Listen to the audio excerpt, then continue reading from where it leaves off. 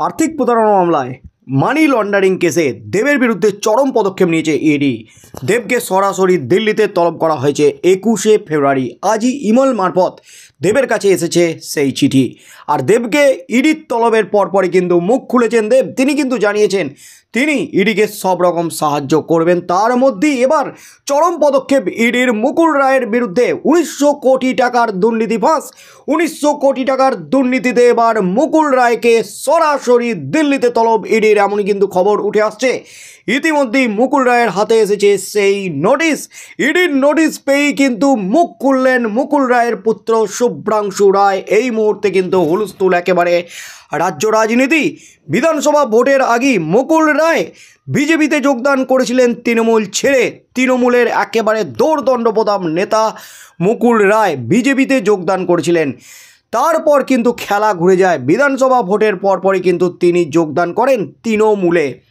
এই মুহূর্তে বিধায়ক তিনি কৃষ্ণনগরের বিধায়ক মুকুল রায়, এখন তিনি রয়েছেন তৃণমূলে। আর এবার কিন্তু চিটফান্ড মামলায় 1900 কোটি টাকার চিটফান্ড মামলায় এবার মুকুল রায়কে তলব করলো সরাসরি দিল্লিতে ইডির দপ্তরে হাজিরা দিতে হবে মুকুল রায়কে। আর তা নিয়েই কিন্তু এবার বিস্ফোরক বোমা ফাটালেন মুকুল রায়ের পুত্র শুভ্রাংশু রায়। শুভ্রাংশু যা বললেন তাতেই কিন্তু একেবারে কেঁপে উঠল রাজ্য রাজনীতি।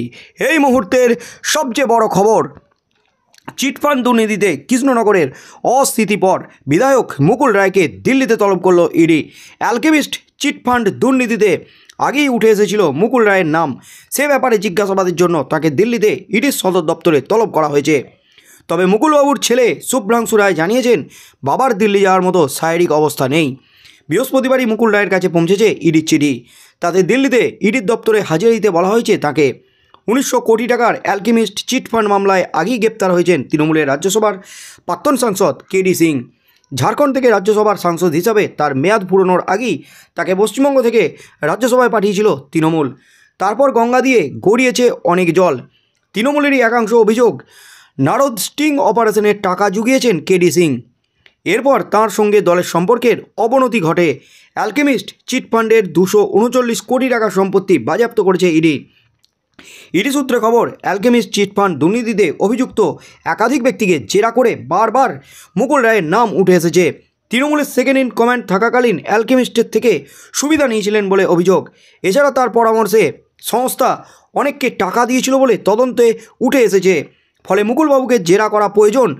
তাই মুকুলকে ইডির তলব নিয়ে মুখ খুলেছেন তার ছেলে শুভ্রাংশু। মুখ খুলেই বিস্ফোরক, বাবার যা শারীরিক অবস্থা তাতে দিল্লি তো দূরের কথা, বাড়ির বাইরে বেরোনোরই ক্ষমতা নেই। ইডি চাইলে বাড়িতে এসে বাবাকে জেরা করতে পারে।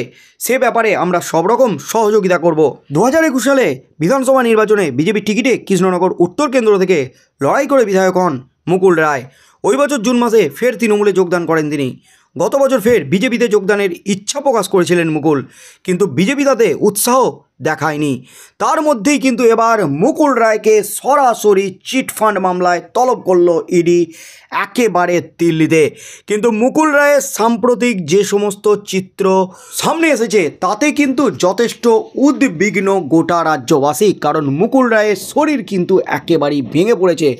শারীরিক অসুস্থতায় জেরবার মুকুল রায় এবং তার স্ত্রী মারা যাওয়ার পর পরিস্থিতি কিন্তু আরও খারাপ হয়েছে।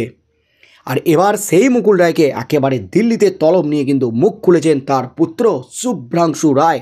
মুখ খুলেই কিন্তু বিস্ফোরক, বাবার যা শারীরিক পরিস্থিতি, বাড়ির বাইরে পা রাখার ক্ষমতা পর্যন্ত নেই তার। তাই দিল্লিতে যাওয়ার কোনো প্রশ্নই ওঠে না।